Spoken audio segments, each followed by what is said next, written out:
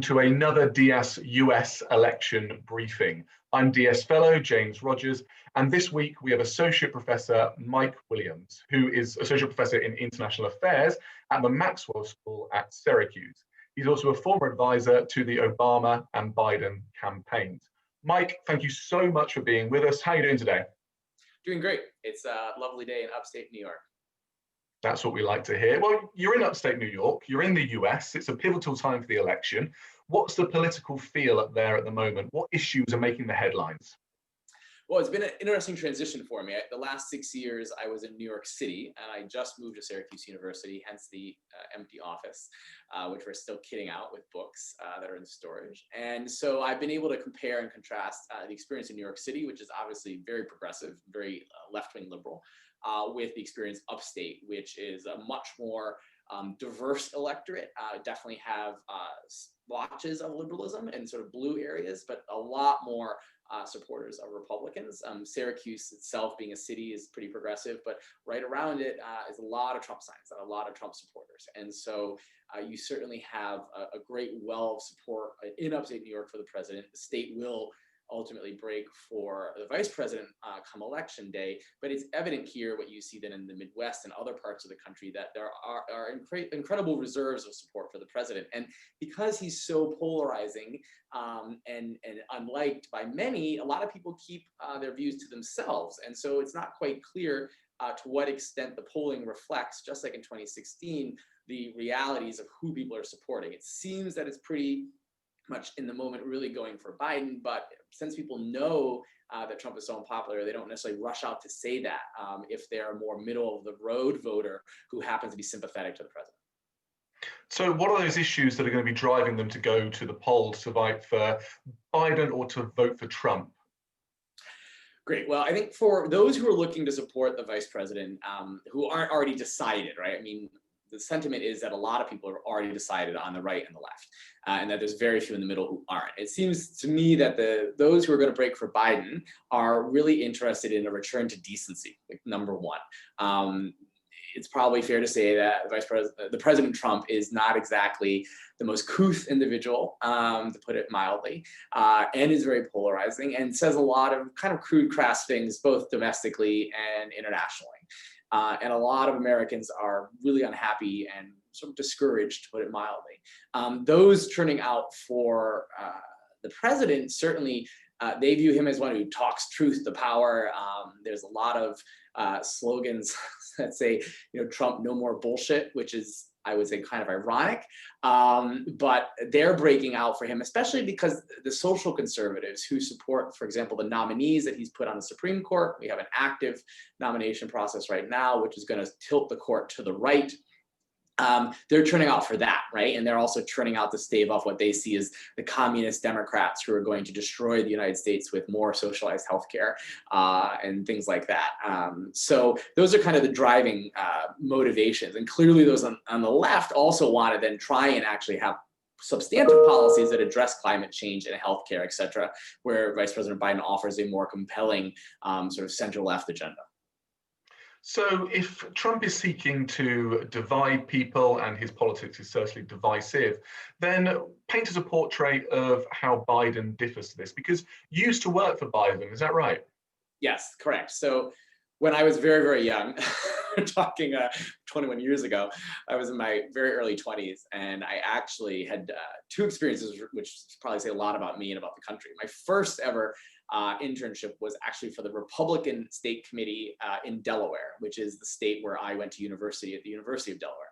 And I interned for them. I was undecided, I was unaffiliated at that point in time at 19, 20.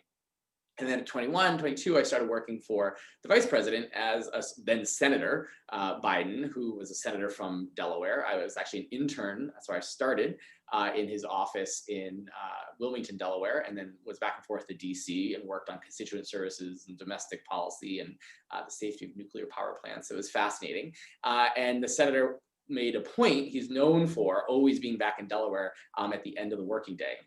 He raised his kids in Delaware. He had lost his first wife and daughter in a very terrible accident and didn't want to disturb the kids. So his two sons, Bo and Hunter. And so he would go back and forth on the Amtrak, which is our train network. And he's a big proponent of it, which is great. especially in a time of climate change when we need more transportation, mass transportation rather than less. And so he was always around in Wilmington. And he actually is why I ended up living in Europe for 14 years. He's the one who advised me to go and accept a full scholarship to do my master's degree in Germany rather than doing it in Washington. And it put me on a pathway for a decade and more. The senator is a really lovely individual. He is a genuinely kind individual who relates well to people of all types. The state of Delaware is kind of long and narrow, and the northern part is very close to Philadelphia and New York City. It's driven by finance.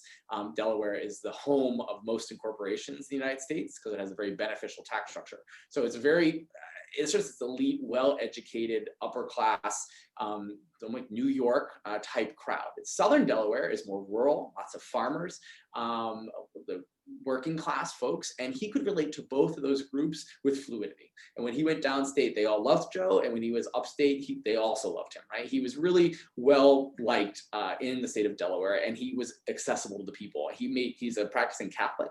He went to church every Sunday in Wilmington, and people would come up with him and talk with him and ask him questions, and he would task someone to follow up on it, and the office did. And so he had really wide appeal and is a genuinely earnest, kind, and well-intentioned individual. He has his flaws, of course, but overall, he is a very decent human being. And so if Trump is somebody who prides himself on being better than the everyman and is very much into glorifying his image with Trump Towers and, well, Trump everything, then Biden is somebody who is much more in touch with what the people need, or is indeed able to empathize with them, at least to the extent of which he's able to give you advice where you can go off to Europe and start your fantastic career. And we're lucky enough, of course, to have you here because you're also an expert foreign policy advisor when it comes to NATO. So let's shift onto that. If Biden set you on this path, then maybe you can give us some advice about what Biden thinks about NATO.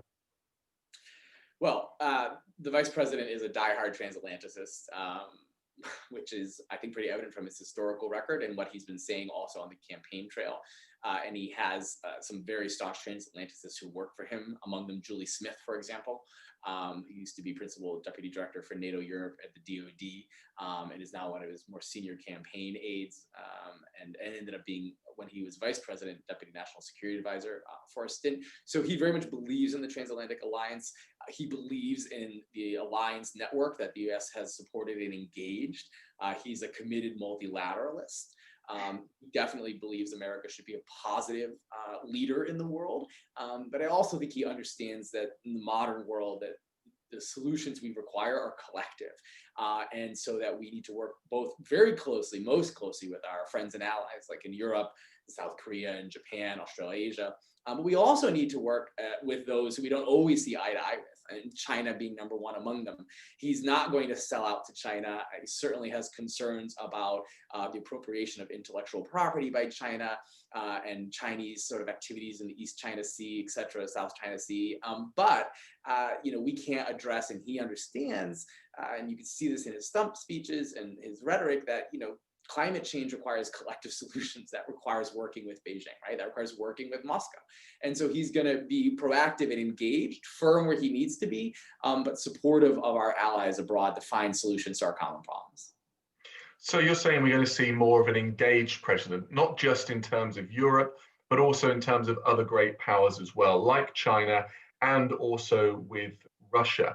Is that because climate change is going to be that really kind of keystone of his foreign policy? Is that where America is going to transition to once again, a focus back on climate change as one of the most important security threats to the United States, but also to the world? Yeah.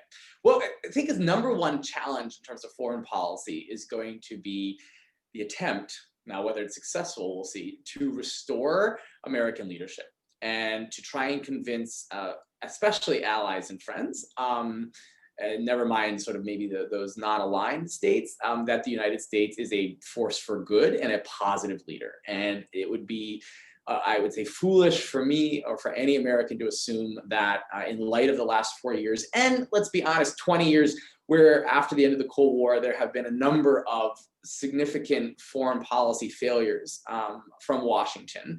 The war in Iraq, chief among them, right, that have really sort of worn relationships.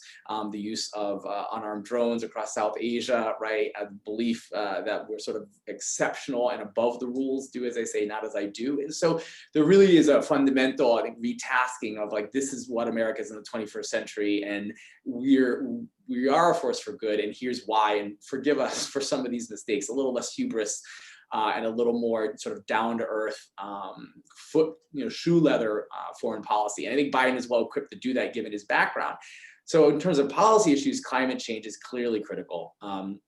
It is one that he talks about time and time again. The Democratic Party is firmly behind it. Most Americans are concerned about it. Majority of Americans are concerned about it. And so that's going to be one of the number one, I would say, 21st century security issues. There are, however, more traditional security issues being, and this is a good sort of reciprocal issue, right, with China, is in terms of like alliance networks and Chinese activities in the region, right? So he's going to also at the same time push back against powers that think that they should upend the status quo in places like Asia, powers that have been upending the status quo in Europe, right? Will definitely push a hard line on Russia vis-a-vis Central Europe and activities regarding Georgia, right, Ukraine, and reassuring NATO allies. So it's going to be a mix of both sort of 21st century challenges like climate change, as well as some older, more historical issues, not to mention, of course, the situation in the Middle East, both with Iran's nuclear program, as well as sort of just political instability across the wider region. I mean, you're right. Biden's foreign policy experience speaks for itself, but is he not tarnished by his years as Obama's vice president? Because you say Biden will take a hard line, but when it comes to Obama, we see red lines falling by the wayside, or the famous US leading from behind in places like Libya. How will Biden step out of that shadow? That's a great question. Biden is certainly his own man and is a very different man than the president he served, who he has tremendous respect for, as is clearly evident in his statements, but also who was the final decision maker, but didn't come with the same wealth of experience and the historical sort of role and period in which Biden grew up. And so I think Biden's going to have to adjust to a world where this is not the US as a dominant hegemon, which is sort of where he was default most of his life, where the US was. But at the same time, I don't think he's going to be as hesitant as President Obama in putting, the country's best foot forward and sort of trying to overcome those issues, as you pointed out, where we seem to prevaricate on how much we were going to enforce those red lines. And so I think you're going to see engagement, maybe like a return to the JCPOA if Iran might be willing, but at the same time, he's more forceful, he's more engaged, and I would argue he's probably more of a American leader in terms of sort of, I don't say American exceptionalism, but in terms of a belief in robust American leadership, where I think President Obama questioned that, and especially at a time when the country was very fatigued by the activities in the Middle East and in South Asia. Well, President Trump has been a very strong leader in terms of foreign policy. He's made very clear policy decisions, even if they might not be in line with those that the Democrats wanted. In fact, very much against those that the Democrats had put into place. One of those, as we sit here in Denmark, and it's important to talk about these Danish issues, is the Arctic. Now, President Trump has very clearly said that he wanted more engagement with Greenland, to the point where he might indeed want to purchase it, or I think the latest was to swap it for Puerto Rico. So what would Biden do differently in terms of the Arctic, which is such an important issue because it fits in with those great power tensions with China and with Russia as well? Well, I'm pretty sure the vice president is convinced that Greenland is sovereign territory that belongs to Denmark and has no plans to steal, buy, or occupy it. So you can rest assured there. Maybe one day we'll be able to visit again in a post-COVID world. But the Arctic is a most pressing issue, and the United States is extremely ill-equipped to address it. And that's not because of President Trump. That's just because we are, right? Our icebreaker fleet is essentially non-existent. So we rely on our friends to the north in Canada to maintain more of a presence on that front. And so the US really needs to up its game, I would argue there. If we were talking about investing in naval capabilities, one thing we should do is work on investing in our own naval capabilities to actually do operations in the Arctic, which would require additional icebreaking faculties. And then also working with our allies, right? So this would be Denmark, this would be Canada, this would be Norway, Great Britain, right? Sort of in sort of how we police and regulate this area. Obviously, no one wants to try and overly militarize this issue, but the reality is that the Russians are making very strong and rather aggressive moves. And as things continue to literally unfreeze up there, the possibility for conflict is rife. And so this goes back to some of the earlier points where we need to work with our allies and our friends in addressing this, right? And not against them. And the United States needs to stop thinking about NATO as some sort of US protection racket where we're shaking down allies who have contributed substantially in a variety of forms to operations that were in the American national interest that we wanted, that were not necessarily ones the Europeans were gung-ho on. You know, I don't think Denmark had rapid reaction forces in Afghanistan for years on end because Afghanistan was a top priority for Danish foreign policy. They did so because they wanted to support their ally, the United States, and what was a top priority for us. And of course, we're sympathetic to the ideas of counterterrorism, but let's, you know, Denmark has been a very faithful, very staunch ally. And one that we should be appreciative of, just like Germany in a different way, right? The basing of US forces for decades on end that facilitates the projection of US power, not so much the defense of Europe these days. I mean, of course, that's a secondary consideration, but you know, those forces and those bases have been projected into the Middle East and further abroad, and of course have served as a repository for our ill and wounded from those theaters of war, right, in Ramstein and the medical facilities there. So it's really a fundamental rethink about how we approach this, and the Arctic being probably one of the most pressing ones, in addition to sort of the cyber issues and political interference that the Russians run across Europe. So what will Biden's policy advisors, perhaps yourself, perhaps his future Secretary of Defense, what will they be whispering into Biden's ear that he should be doing if he was to become president? Will we see a trip by Biden to Denmark to visit the peoples of Greenland and to broadly engage more with the Kingdom of Denmark and with Europe? Well, you're definitely going to see more engagement with Europe, and his top foreign policy folks are all internationalists, people like Jake Sullivan, Julie Smith, Tony Blinken, right? They are the front line of sort of a positive presence for America in the world, and they have, especially those who've been with the vice president for years, such as Tony Blinken, Anthony Blinken, worked for him back in his Senate days, chairman of foreign relations, are really diehard transatlanticists. And so NATO and the relationship to Europe will be sort of first and foremost, not so much because there's going to be an argument that Europe is the most pressing theater of operations with the most pressing security challenges, but because when it comes to addressing global issues, right, again, whether it be climate change, whether it be, we've not mentioned it, the global economy, which is teetering in the abyss, right, along with our national economies, and then the ability for us to provide employment and healthcare and welfare for our citizens in a time of intense desperation, right? That's going to require us to work closely with our friends and allies, and then of course outwardly, right, with those who we don't always see eye to eye with in other parts of the world. And so you're going to start with those you get along with best and who have the most similar values, right? So it's going to be easier to work with Denmark and with Britain and with France and with Germany and Croatia and the Czech Republic to get positions on these issues, both the sort of security concerns like climate change and the economy, but then also harder security issues about territorial integrity, right, and sovereignty and things, and then push an envelope with particularly the Chinese, who are going to be a force. They are a force to be reckoned with. And rather than having trade wars with our allies in Canada and our friends in Mexico and our allies in Europe, right, and dividing us on a number of fronts. And so I think that's going to be the number one thing that they're advocating to him. And I would imagine that the first trip abroad might be to Europe. There's going to be an intense discussion and debate, but it wouldn't be surprising. And I wonder if he would even maybe go to Brussels to really signal the intent of the United States that the European Union